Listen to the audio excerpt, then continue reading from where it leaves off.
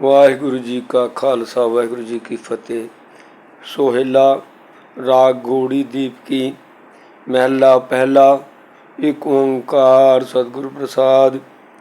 जय कर कीर्त आखिए करते का हुई विचारू। तित कर गावो सोहेला सिमरु सिरजनहारू। तुम गावो मेरे निरभव का सोहेला। हूँ वारिजित सोहलै सदा सुख होए रहाओ। नित नित जेड़े संभालियन देखागा दिवनहार। तेरे दाने किमत ना पवै तिस दाते कौन शुमार। संबुत साहा लिखिया मिलकर पाओ तेल। देहो सजन असीसड़ियाँ जो होवै साहिब सु मेल। कार कर एहो पहुँचा सदड़े नित पवन। सदन हारा सिमरियै नानक से दे आमन। सदन हारा सिमरियै नानक से दे आमन। सोहेला ਇਹ ਬਾਣੀ ਦਾ ਸਿਰਲੇਖ ਹੈ। ਰਾਗ ਘੋੜੀ ਦੀਪਕੀ ਵਿੱਚ ਗੁਰੂ ਪਾਤਸ਼ਾਹ ਵੱਲੋਂ ਗਾਇਨ ਕੀਤਾ ਗਿਆ ਸ਼ਬਦ। ਮਹਿਲਾ ਪਹਿਲਾ ਗੁਰੂ ਨਾਨਕ ਸਾਹਿਬ ਜੀ ਦਾ ਸ਼ਬਦ। ਤੋ ਸੋਹਲੇ ਤੋਂ ਭਾਵ ਹੈ ਖੁਸ਼ੀ ਦੇ ਗੀਤ, ਸੁਹਾਗ ਦੇ ਗੀਤ। ਆਮ ਤੌਰ 'ਤੇ ਜਦੋਂ ਕਿਸੇ ਬੱਚੀ ਦੀ ਸ਼ਾਦੀ ਹੁੰਦੀ ਹੈ ਤੋ ਤਾਈਆਂ, ਚਾਚੀਆਂ, ਮਾਮੀਆਂ, ਮਾਸੀਆਂ ਮਿਲ ਕੇ ਪਰਿਵਾਰ ਵਿੱਚ ਕੁਝ ਦਿਨ ਪਹਿਲਾਂ ਸੁਹਾਗ ਦੇ ਗੀਤ ਗਾਉਂਦੀਆਂ ਹਨ, ਜਿਨ੍ਹਾਂ ਵਿੱਚ ਉਸ ਬੱਚੀ ਲਈ ਅਰਦਾਸਾਂ ਹੁੰਦੀਆਂ ਹਨ, ਬੱਚੀ ਲਈ ਅਸੀਸਾਂ ਹੁੰਦੀਆਂ ਹਨ ਕਿ ਸਹੁਰੇ ਘਰ ਜਾ ਕੇ ਉਹ ਆਪਣਾ ਪਰਿਵਾਰ ਸੁਖੀ ਵਸਾ ਸਕੇ, ਸੁੱਖਾਂ ਵਰਗੀ ਜ਼ਿੰਦਗੀ ਜੀਉ ਸਕੇ ਗ੍ਰਸਤ ਦੀ। ਉਸੇ ਸੰਬੰਧ ਵਿੱਚ ਇਹ ਦ੍ਰਿਸ਼ਟਾਂਤ ਦੇ ਕੇ ਗੁਰੂ ਜੀ ਸਮਝਾ ਰਹੇ ਨੇ ਕਿ ਇੱਕ ਓਂਕਾਰ ਸਤਿਗੁਰੂ ਪ੍ਰਸਾਦ ਪਰਮਾਤਮਾ ਇੱਕ ਹੈ। ਸਤਿਗੁਰੂ ਦੀ ਕਿਰਪਾ ਨਾਲ ਉਹਦੀ ਪ੍ਰਾਪਤੀ ਹੁੰਦੀ ਹੈ। ਜੈ ਘਰ ਕੀਰਤ ਆਖੀ ਹੈ। ਜਿਸ ਘਰ ਦੇ ਵਿੱਚ ਪਰਮਾਤਮਾ ਦੀ ਕਿਰਤ ਆਖੀ ਜਾਂਦੀ ਹੈ, ਸਿਫਤ ਸਲਾਹ ਕੀਤੀ ਜਾਂਦੀ ਹੈ, ਭਾਵ ਸਤਸੰਗ ਰੂਪੀ ਘਰ। ਕਰਤੇ ਕਾ ਹੋਏ ਵਿਚਾਰੋ। ਪਰਮਾਤਮਾ ਦੀ ਕਿਰਤ ਕੀਤੀ ਜਾਂਦੀ ਹੈ, ਸਿਫਤ ਸਲਾਹ ਕੀਤੀ ਜਾਂਦੀ ਹੈ, ਔਰ ਕਰਤੇ ਦੇ ਬਾਰੇ, ਉਸ ਪੈਦਾ ਕਰਨ ਵਾਲੇ ਪਰਮਾਤਮਾ ਦੇ ਬਾਰੇ ਗਿਆਨ ਵਿਚਾਰ ਦੀਆਂ ਵਿਚਾਰਾਂ ਹੁੰਦੀਆਂ ਨੇ। ਤਿਤ ਕਰ ਗਾਵੋ ਸੋਹਿਲਾ ਸਿਮਰੋ ਸਿਰਜਨਹਾਰੂ। ਉਸ ਘਰ ਵਿੱਚ ਬੈਠ ਕੇ ਇਹ ਪ੍ਰਭੂ ਮਿਲਾਪ ਵਾਲੇ ਸੁਹਾਗ ਦੇ ਗੀਤ, ਜਿਸ ਤਰ੍ਹਾਂ ਇੱਕ ਬੇਟੀ ਵਾਸਤੇ ਉਹਦੇ ਸੁਹਾਗ ਭਾਗ ਅਤੇ ਉਹਦੇ ਗ੍ਰਸਤ ਘਰ ਵਾਸਤੇ ਸੀਸਾਂ ਦਿੱਤੀਆਂ ਜਾਂਦੀਆਂ ਨੇ, ਗੀਤਾਂ ਗਾਈਆਂ ਜਾਂਦੀਆਂ ਨੇ, ਇਸੇ ਤਰ੍ਹਾਂ ਉਸ ਪ੍ਰਭੂ ਮਿਲਾਪ ਲਈ ਇਹ ਜਿੰਦ ਰੂਪੀ ਵੋਟੀ, ਜਿਹਦਾ ਪ੍ਰਭੂ ਦਰ 'ਤੇ ਜਾਣਾ, ਸਭਨਾ ਸੋਹਰਾ ਵੰਜਣਾ, ਸਭ ਮੁਕਲਾ ਮਨਹਾਰ, ਇਹਦੇ ਲਈ ਤਿਤ ਕਰ ਗਾਵੋ ਸੋਹਿਲਾ। ਉਹ ਸਤਸੰਗ ਘਰ ਵਿੱਚ ਜਾ ਕੇ ਉਹ ਪ੍ਰਭੂ ਮਿਲਾਪ ਦੇ ਸੁਹਾਗ ਦੇ ਗੀਤ ਗਾਵੋ। ਸਿਮਰੋ ਸਿਰਜਣਹਾਰਾ। ਉਸ ਸਿਰਜਣਹਾਰ ਪਰਮਾਤਮਾ ਦਾ ਸਿਮਰਨ ਕਰੋ। ਪਹਿਲੀ ਪੰਕਤੀ ਹੈ ਸ਼ਬਦ ਦੀ। ਰਾਉ ਦੀ ਪੰਕਤੀ ਮੁੱਖ ਭਾਵ ਹੈ ਤੁਮ ਗਾਵੋ ਮੇਰੇ ਨਿਰਭਉ ਕਾ ਸੋਹਿਲਾ। ਹੇ ਭਾਈ, ਤੁਸੀਂ ਉਸ ਪਰਮਾਤਮਾ ਦਾ ਜੋ ਨਿਰਭਉ ਹੈ, ਜਿਸ ਨੂੰ ਕਿਸੇ ਦਾ ਕੋਈ ਡਰ ਭੈ ਨਹੀਂ, ਨਿਰਭਉ ਨਿਰਵੈਰ ਹੈ, ਉਸ ਦਾ ਸੋਹਿਲਾ ਗਾਓ, ਭਾਵ ਉਸ ਦੇ ਨਾਲ ਮਿਲਾਪ ਵਾਲੇ ਗੀਤ ਗੁਰਬਾਣੀ ਦੇ ਸ਼ਬਦ ਗਾਵੋ। ਹੂੰ ਵਾਰੀ ਜਿਤ ਸੋਹਿਲਾ। ਤੋ ਇਹ ਆਖੋ ਕਿ ਪ੍ਰਭੂ, ਅਸੀਂ ਤੇਰੀ ਇਸ ਮਿਲਾਪ ਵਾਲੇ ਗੀਤ, ਮਿਲਾਪ ਵਾਲੀ ਰੱਬੀ ਬਾਣੀ ਤੋਂ ਸਦਕੇ ਜਾਂਦੇ ਹਾਂ, ਕੁਰਬਾਨ ਜਾਂਦੇ ਹਾਂ, ਜਿਸ ਸਿਫਤ ਸਲਾਹ ਵਾਲੀ ਬਾਣੀ ਤੋਂ ਸਦਾ ਸੁੱਖ ਹੋ, ਜਿਹਦੇ ਰਾਹੀਂ ਸਦਾ ਸੁੱਖ ਹੁੰਦਾ ਹੈ, ਆਤਮਿਕ ਆਨੰਦ ਦੀ ਪ੍ਰਾਪਤੀ ਹੁੰਦੀ ਹੈ, ਉੱਚਾ ਆਤਮਿਕ ਮਰਤਬਾ ਪ੍ਰਾਪਤ ਹੁੰਦਾ ਹੈ, ਉਸ ਦਾ ਸੋਹਿਲਾ ਹੈ ਮੇਰੀ ਜਿੰਦੇ ਗਾ। ਤੁਮ ਗਾਵੋ ਮੇਰੇ ਨਿਰਭਉ ਕਾ ਸੋਹਿਲਾ। ਮੇਰੇ ਨਿਰਭਉ ਪਰਮਾਤਮਾ ਦੇ ਮਿਲਾਪ ਦੇ ਗੀਤ ਬਾਣੀ ਗਾਓ, ਜਿਸ ਦੇ ਰਾਹੀਂ ਸੁੱਖ ਹੁੰਦਾ ਹੈ।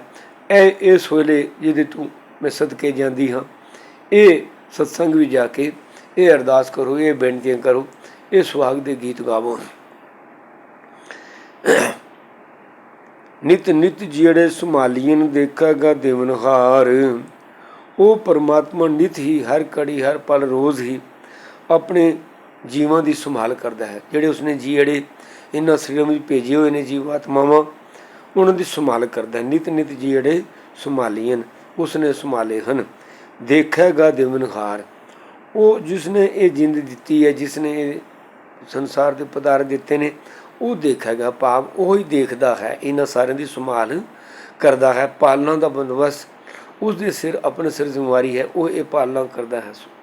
ਤੋ ਐਸੇ ਪਰਮਾਤਮਾ ਦੇ ਗੁਣ ਗਾਇਨ ਕਰਨੇ, ਸਤਸੰਗਤ ਵੀ ਜਾ ਕੇ ਇਹ ਮਾਨੋ ਪ੍ਰਭੂ ਮਿਲਾਪ ਦੇ ਸੋਹਿਲੇ ਨੇ। ਸਿਫਤ ਸਲਾਹ ਦੇ ਗੀਤ ਗੁਰਬਾਣੀ ਗਾਵੋ ਭਾਈ।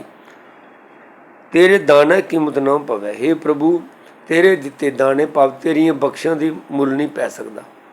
ਤੂੰ ਕਿੰਨੀਆਂ ਬਖਸ਼ਾਂ ਕਰਦਾ ਹੈ, ਕਿੰਨੀਆਂ ਮਿਹਰਾਂ ਕਰਦਾ ਹੈ, ਜ਼ਿੰਦਗੀ ਦੀਆਂ ਕਿਤਨੀਆਂ ਜ਼ਰੂਰਤਾਂ ਪੂਰੀਆਂ ਕਰਦਾ ਹੈ, ਇਹਦਾ ਕੋਈ ਅੰਤ ਪਾਰਾਵਾਰ ਨਹੀਂ। ਇਹਨਾਂ ਦਾ ਇਨਸਾਨ ਮੁੱਲ ਨਹੀਂ ਪਾ ਸਕਦਾ। ਅਸੀਂ ਸੋਚੀਏ, ਅਸੀਂ ਜਿਤਨੇ ਸਵਾਸ ਲੈਂਦੇ ਹਾਂ, ਅਗਰ ਇਹ ਸਵਾਸ ਵੀ ਕਿਰਾਏ ਦੇ ਹੁੰਦੇ ਤਾਂ ਫਿਰ ਕਿਸ ਤਰ੍ਹਾਂ ਗੱਲ ਬਣਦੀ। ਅਸੀਂ ਤਾਂ ਆਮ ਤੌਰ 'ਤੇ ਸ਼ਹਿਰਾਂ ਸ਼ੁਰਾਂ ਦੇ ਪਾਣੀ ਦੇ ਵੀ ਕਿਰਾਏ ਨੇ। ਅੱਜ ਕੱਲ੍ਹ ਮਿਊਨਿਸਪੈਲਿਟੀ ਵਾਲੇ ਆ ਕੇ ਕਿਰਾਇਆ ਲੈਂਦੇ ਹੋਣੇ, ਜਿਹੜਾ ਟੂਟੀਆਂ ਦਾ ਪਾਣੀ ਆਉਂਦਾ ਨਲਕਿਆਂ 'ਚ ਸਰਕਾਰੀ ਬੰਦੋਬਸਤ ਵਾਲਾ, ਉਹਦਾ ਕਿਰਾਇਆ ਲੱਗਦਾ ਹੋਣਾ। ਲੇਕਿਨ ਆਮ ਤੌਰ 'ਤੇ ਪਿੰਡਾਂ ਵਿੱਚ ਕਿਤੇ ਪਾਣੀ ਦਾ ਕਦੇ ਕਿਰਾਇਆ ਨਹੀਂ ਸਾਨੂੰ ਦੇਣਾ ਪਿਆ। ਖੁੱਲ੍ਹਾ ਪਾਣੀ ਵਰਤਦੇ ਹਾਂ, ਖਾਂਦੇ ਹਾਂ, ਪੀਂਦੇ ਹਾਂ, ਨਹਾਉਂਦੇ ਹਾਂ, ਧੋਂਦੇ ਹਾਂ। ਤੋ ਅਗਰ ਇਹ ਰੱਬੀ ਜਿਹੜੀਆਂ ਦਾਤਾਂ ਨੇ, ਅਗਰ ਇਹਦਾ ਵੀ ਕਿਰਾਇਆ ਲੱਗਦਾ ਹੁੰਦਾ, ਇਹਦਾ ਵੀ ਮੁੱਲ ਦੇਣਾ ਪੈਂਦਾ, ਫਿਰ ਪਤਾ ਲੱਗਦਾ ਜ਼ਿੰਦਗੀ 'ਚ ਕਿਤਨੀ ਮਿਹਨਤ ਕਰਨੀ ਪੈਂਦੀ ਹੈ। ਤੋ ਪ੍ਰਭੂ ਦੀ ਦਿੱਤੀਆਂ ਦਾਤਾਂ ਦਾ ਦੀ ਕੀਮਤ ਪਾਈ ਨਹੀਂ ਜਾ ਸਕਦੀ। ਬੜਾ ਮੁਸ਼ਕਿਲ ਹੈ, ਇਹਨਾਂ ਦਾ ਮੁੱਲ ਨਹੀਂ ਪੈਂਦਾ। ਕਿਤੇ ਸਰੀਰ ਦਾ ਕੋਈ ਇੱਕ ਅੰਗ ਖਰਾਬ ਹੋ ਜਾਂਦਾ ਹੈ ਅਤੇ ਕੋਈ ਦੂਜਾ ਉਹਦੀ ਥਾਂ 'ਤੇ ਅਗਰ ਕੋਈ ਅੰਗ ਦਾ ਬੰਦੋਬਸਤ ਕਰਨਾ ਪੈ ਜਾਏ, ਅੰਗ ਬਦਲਣ ਦਾ, ਅਤੇ ਕਿਤਨੀ ਦਿੱਕਤ ਆਉਂਦੀ ਹੈ, ਕਿਤਨੀ ਮੁਸ਼ਕਿਲ ਆਉਂਦੀ ਹੈ। ਅਤੇ ਜਿਸ ਪਰਮਾਤਮਾ ਨੇ ਪੈਰਾਂ ਤੋਂ ਲੈ ਕੇ ਸਿਰ ਤੱਕ ਲੱਖਾਂ ਨਾੜੀਆਂ ਸਰੀਰ ਦੇ ਵਿੱਚ ਪੈਦਾ ਕੀਤੀਆਂ, ਹਿੱਸੇ ਪੁਰਜ਼ੇ ਸਰੀਰ ਦੇ, ਜਿਹਦੇ ਨਾਲ ਇਹ ਸਰੀਰ ਦੀ ਮਸ਼ੀਨ ਤੁਰ ਫਿਰ ਰਹੀ ਹੈ, ਕੰਮਕਾਜ ਕਰ ਰਹੀ ਹੈ, ਵੱਧਦੀ ਹੈ, ਫੁੱਲਦੀ ਹੈ, ਇਹ ਉਹਦੀਆਂ ਦਿੱਤੀਆਂ ਦਾਤਾਂ ਦਾ ਅਸੀਂ ਕੀ ਮੁੱਲ ਪਾ ਸਕਦੇ ਹਾਂ। ਤੇਰਾ ਦਾਣਾ ਕੀਮਤ ਨਾ ਪਵੇ ਤਿਸ ਦਾਤੇ ਕੌਣ ਸ਼ੁਮਾਰ। ਇਹਨਾਂ ਦਾਤਾਂ ਦਾ ਕੋਈ ਸ਼ੁਮਾਰ ਨਹੀਂ, ਉਸ ਦਾਤੇ ਦਾ ਵੀ ਕੋਈ ਅੰਤ ਪਾਰਾਵਾਰ ਨਹੀਂ। ਕਿੰਨਾ ਵੱਡਾ ਹੈ, ਕਿੰਨਾ ਬੇਅੰਤ ਹੈ ਉਹਦੀਆਂ ਦਾਤਾਂ ਦੇਣ ਦਾ ਜੋ ਇਹ ਨਿਯਮ ਹੈ, ਇਹ ਕਿਤਨੀ ਦੇਰ ਤੱਕ ਚੱਲਦਾ ਰਹੇਗਾ, ਸਦਾ ਵਾਸਤੇ ਕੋਈ ਅੰਤ ਪਾਰਾਵਾਰ ਨਹੀਂ। ਨਾ ਉਹਦੇ ਘਰ ਵਿੱਚ ਕਿਸੇ ਗੱਲ ਦਾ ਘਾਟਾ ਹੈ। ਘਰ ਤਾਂ ਤੇਰਾ ਸਭ ਕੁਛ ਹੈ, ਜਿਸ ਦੇਵੇਂ ਸੋ ਪਾਵੇ। ਸੰਬੁਤ ਸਾਹਾ ਲਿਖਿਆ ਮਿਲ ਕਰ ਪਾਵੋ ਤੇਲ। ਜਿਵੇਂ ਇੱਕ ਉਸ ਲੜਕੀ ਜਿਸ ਨੇ ਵਿਆਹ ਕੇ ਜਾਣਾ, ਉਹਦਾ ਵਿਆਹ ਦਾ ਮੁਹੂਰਤ ਤਰੀਕ ਕੱਢਦੇ ਨੇ ਲੋਕ, ਉਹ ਸਾਹਾ ਕੱਢਦੇ ਨੇ ਵੀ ਕਿਸ ਟਾਈਮ ਉਹਨਾਂ ਦਾ ਵਿਆਹ ਹੋਣਾ ਹੈ, ਅਤੇ ਉਹਨੇ ਵਿਆਹ ਕੇ ਪਿਓਕਾ ਘਰ ਛੱਡ ਕੇ ਸਹੁਰੇ ਘਰ ਚਲੇ ਜਾਣਾ ਹੈ। ਇਸ ਤਰ੍ਹਾਂ ਇਹ ਜਿਹੜੀ ਜੀਵਾਤਮਾ ਰੂਪੀ ਇਸਤਰੀ ਹੈ, ਇਸ ਦਾ ਵੀ ਉਹ ਸਮਾਂ ਨੀਅਤ ਹੈ। ਕਣ ਕਾਲੇ ਸਭ ਗੰਗਾ ਕਣ ਕਾਲੇ ਸਭ ਦਿਵਸ ਸਾਸ ਨੇ ਵੱਢਣ ਘਟਣ ਤਿਲ ਸਾਰ। ਇੱਕ ਤਿਲ ਉਹ ਵੱਧਦੇ ਘਟਦੇ ਨਹੀਂ। ਉਹ ਜਿਹੜਾ ਸੰਬੁਤ ਸਾਹ ਲਿਖਿਆ ਹੋਇਆ ਹੈ ਵੀ ਕਿਸ ਟਾਈਮ ਇਸ ਜੀਵਾਤਮਾ ਨੇ ਇਹ ਲੋਕ ਛੱਡ ਕੇ ਪਰਲੋਕ ਪ੍ਰਭੂ ਦੇ ਦੇਸ਼ਪਤੀ ਪਰਮਾਤਮਾ ਦੇ ਦੇਸ਼ ਜਾਣਾ ਹੈ, ਉਹ ਸੰਬੁਤ ਸਾਹ ਲਿਖਿਆ, ਉਹ ਘੜੀ ਮੂਰਤ ਲਿਖਿਆ ਹੋਇਆ। ਮਿਲ ਕਰ ਪਾਵੋ ਤੇਲ। ਤੋ ਬੀਬੀਆਂ, ਤਾਈਆਂ, ਚਾਚੀਆਂ, ਮਾਸੀਆਂ, ਮਾਮੀਆਂ ਜੋ ਸੁਹਾਗ ਵਾਲੇ ਜਿਸ ਘਰ ਵਿਆਹ ਹੋਣਾ ਕੁੜੀ ਦਾ, ਇਕੱਠੀਆਂ ਹੋਈਆਂ ਹਫ਼ਤਾ ਖੰਡ ਪਹਿਲਾਂ ਉਹਦੇ ਸਿਰ 'ਚ ਤੇਲ ਪਾਉਂਦੀਆਂ ਨੇ, ਸੁਹਾਗ ਦੇ ਗੀਤ ਗਾਉਂਦੀਆਂ ਨੇ, ਅਸੀਸਾਂ ਦਿੰਦੀਆਂ ਨੇ ਉਸਨੂੰ। ਤੋ ਇਸ ਤਰ੍ਹਾਂ ਇਹ ਜੀਵਾਤਮਾ ਰੂਪੀ ਸਤਸੰਗੀ ਜਾ ਕੇ ਸਤਸੰਗੀ ਦੀ ਸੰਗਤ ਕਰੇ, ਸਤਸੰਗੀ ਨਾਲ ਬੈਠ ਕੇ ਮਿਲਵੀ ਪ੍ਰਭੂ ਮਿਲਾਪ ਦੀ ਅਰਦਾਸ ਕਰੇ, ਤੋ ਪ੍ਰਭੂ ਮਿਲਾਪ ਦੇ ਗੀਤ ਗਾਵੇ, ਪ੍ਰਭੂ ਮਿਲਾਪ ਲਈ ਅਰਦਾਸਾਂ ਕਰੇ, ਅਸੀਸਾਂ ਲਵੇ। ਮਿਲ ਕਰ ਪਾਵੋ ਤੇਲ। ਬਈ ਸਖੀਆਂ ਸਹੇਲੀਓ, ਮੈਨੂੰ ਪ੍ਰਭੂ ਮਿਲਾਪ ਦਾ ਤੇਲ, ਮਿਲਾਪ ਦਾ ਸਾਧਨ ਮੈਨੂੰ ਬਖਸ਼ੋ। ਦੇਹੋ ਸੱਜਣ ਅਸੀਸੜੀਆਂ। ਇਹ ਸੱਜਣ ਸਹੇਲੀਆਂ ਮੈਨੂੰ ਅਸੀਸਾਂ ਦੇਵੋ, ਜਿਉ ਹੋਇਆ ਸਾਹਿਬ ਸਿਉ ਮੇਲ, ਤਾਂ ਕਿ ਮੇਰੇ ਜਿੰਦ ਜਿਹੜੀ ਉਸ ਪ੍ਰਭੂ ਦੀ ਸਰਵ ਵਿਆਪਕ ਜਿੰਦ ਵਿੱਚ ਸਮਾ ਜਾਵੇ। ਮੇਰੀ ਨਿਰਾਕਾਰ ਜਿਹੜੀ ਆਤਮਾ ਸਰੀਰ 'ਚ ਬੈਠੀ ਹੈ, ਉਸ ਨਿਰੰਕਾਰ ਪਰਮਾਤਮਾ ਜਾ ਕੇ ਸਮਾ ਜਾਵੇ। ਐਸੀਆਂ ਅਸੀਸਾਂ ਦੇਵੋ।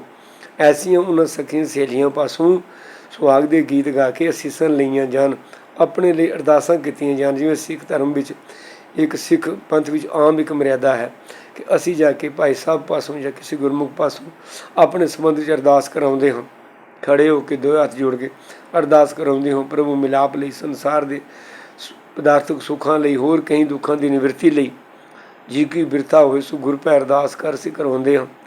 ਇੱਥੇ ਵੀ ਉਹੀ ਗੱਲ ਹੈ ਵੀ ਸਤਸੰਗੀ ਸਹੇਲੀਆਂ ਵਿੱਚ ਮਿਲ ਬੈਠਣਾ, ਸਿਵ ਸਲਾਹ ਦੇ ਗੀਤ ਗਾਉਣੇ ਨੇ, ਪ੍ਰਭੂ ਮਿਲਾਪ ਦੀ ਬਾਣੀ ਗਾਉਣੀ ਹੈ, ਅਤੇ ਆਪਣੇ ਸੱਜਣਾ ਸਾਥੀਆਂ ਦੀ ਰਹਿਮਤ ਪ੍ਰਾਪਤ ਕਰਨੀ ਹੈ, ਉਹਨਾਂ ਦਾ ਪਿਆਰ ਪ੍ਰਾਪਤ ਕਰਨਾ ਹੈ ਕਿ ਤੁਹਾਡੇ ਉਸ ਉੱਚੇ ਸੁੱਚੇ ਜੀਵਨ ਤੋਂ ਸਦਕੇ ਜਾ ਕੇ ਉਹ ਤੁਹਾਡੇ ਲਈ ਅਰਦਾਸਾਂ ਕਰਨ, ਅਸੀਸਾਂ ਦੇਣ। ਦੇਹੋ ਸੱਜਣ ਅਸੀਸੜੀਆਂ, ਜੋ ਹੋਇਆ ਸਾਹਿਬ ਸਿਉ ਮੇਲ।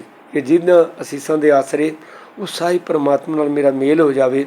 ਮੇਰੀ ਜੋਤ ਉਸ ਪ੍ਰਭ ਦੀ ਜੋਤ ਵੀ ਜੋਤੀ ਜੋਤ ਰਲੀ ਸੰਪੂਰਨ ਥੀ ਆਰਾਮ ਇਕਮਿਕ ਹੋ ਜਾਏ। ਜਿਉਂ ਜਲ में जल आए खटाना तीं ज्योति संग जोत समाना वाली अवस्था बन जाए। घर घर एओ पहुँचा सदड़े नित पाउन। सदे आ रहे ने घर घर विच, हर हिरदे घर दे विच ਇਹ ਮਾਨੋ ਉਹ ਪ੍ਰਭੂ ਦੇਸ਼ ਜਾਣ ਦੀਆਂ ਚਿੱਠੀਆਂ ਸੁਨੇ ਆ ਰਹੇ ਨੇ।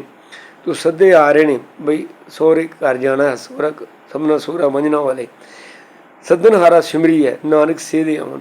ਉਸ ਸੱਦਣ ਵਾਲੇ ਪ੍ਰਮਾਤਮਾ ਨੂੰ ਜਿਹੜਾ ਇੱਕ ਦਿਨ ਇਹ ਸੰਬਤ ਸਾਹ ਕੱਢਿਆ ਹੋਇਆ ਜਿਹੜਾ ਉਸਨੇ, ਔਰ ਉਸ ਅਨੁਸਾਰ ਜੀਵ ਦੇ ਲਈ ਇਹ ਸਰੀਰ ਤਿਆਗ ਕੇ ਤੂੰ ਚਲਾਣਾ ਹੋ ਜਾਂਦਾ ਹੈ। ਉਹਦੇ ਵਾਸਤੇ ਉਸ ਪਰਮਾਤਮਾ ਨੂੰ ਸਦਕੇ ਜਾਈਏ, ਕੁਰਬਾਨ ਜਾਈਏ, ਜਿਹਦੇ ਇਸ ਰੱਬੀ ਨਿਯਮ ਅਨੁਸਾਰ ਸੱਦਣਹਾਰਾ ਸਿਮਰੀਏ, ਉਹਨੂੰ ਸਿਮਰੀਏ ਨਾਨਕ ਸੇ ਦੇਵਣੇ। ਨਾਨਕ ਉਹ ਦਿਨ ਨੇੜੇ ਆ ਰਹੇ ਨੇ ਹਨ। ਸਾਡੀ ਉਮਰ ਵੱਧਦੀ ਹੈ, ਅਸੀਂ ਸਾਲ ਬਾਅਦ ਸਾਲਗਿਰਾ ਮਨਾਉਂਦੇ ਫਿਰਦੇ ਹਾਂ, ਅਸੀਂ ਜਨਮ ਦਿਨ ਮਨਾਉਂਦੇ ਫਿਰਦੇ ਹਾਂ। ਅਸਲ ਵਿੱਚ ਉਹ ਦਿਨ ਇੱਕ ਵਧਿਆ, ਅਗਰ ਸਾਲ ਦੀ ਇੱਕ ਵਧਿਆ ਜ਼ਿੰਦਗੀ ਦਾ, ਅਤੇ ਦੂਜੇ ਪਾਸੇ ਇੱਕ ਸਾਲ ਘਟਿਆ ਵੀ ਹੈ। ਉਹ ਦਿਨ ਨੇੜੇ ਆ ਰਿਹਾ, ਕਿਹੜਾ ਸੰਬਤ ਸਾਹ ਲਿਖਿਆ ਵਾਲਾ ਦਿਨ ਨੇੜੇ ਆ ਰਿਹਾ ਹੈ। ਤੂੰ ਸੇ ਦੇ ਆਮਨ, ਉਹ ਦਿਨ ਆ ਰਿਹਾ ਨੇੜੇ, ਜਦੋਂ ਅਸੀਂ ਇਹ ਜੀਵਾਤਮਾ ਰੂਪੀ ਇਸਤਰੀ ਸਰੀਰ ਨੂੰ ਤਿਆਗ ਕੇ ਪ੍ਰਭੂ ਪਰਮਾਤਮਾ ਨੂੰ ਜਾ ਕੇ ਲੀਨ ਹੋਣ ਦੇ ਯਤਨ ਕਰੇਗੀ, ਜਿਹਦੇ ਲਈ ਇਸਨੇ ਜਿਉਂਦੇ ਜੀ ਸਤਸੰਗਤ ਕਰਨੀ ਹੈ। ਸਤਸੰਗ ਸਖੀਆਂ ਸਹੇਲੀਆਂ ਨਾਲ, ਸਤਸੰਗੀ ਸਖੀਆਂ ਸਾਥੀਆਂ ਨਾਲ ਮਿਲ ਕੇ ਪ੍ਰਭੂ ਦੇ ਸੋਹਲੇ ਗੀਤ ਗਾਉਣੇ ਨੇ, ਸੁਹਾਗ ਦੇ ਪ੍ਰਭੂ ਮਿਲਾਪ ਦੇ ਗੀਤ ਗਾਉਣੇ ਨੇ, ਅਤੇ ਸਖੀਆਂ ਸਹੇਲੀਆਂ ਦੀ ਰਹਿਮਤ ਪ੍ਰਾਪਤ ਕਰਕੇ ਉਹਨਾਂ ਪਾਸੋਂ ਅਰਦਾਸਾਂ ਬੇਨਤੀਆਂ ਅਸੀਸਾਂ ਲੈਣੀਆਂ ਨੇ ਕਿ ਜਿਉਂ ਹੋਵੇ ਸਾਹਿਬ ਸਿਉ ਮੇਲ। ਵਾਹਿਗੁਰੂ ਜੀ ਕਾ ਖਾਲਸਾ, ਵਾਹਿਗੁਰੂ ਜੀ ਕੀ ਫਤਿਹ।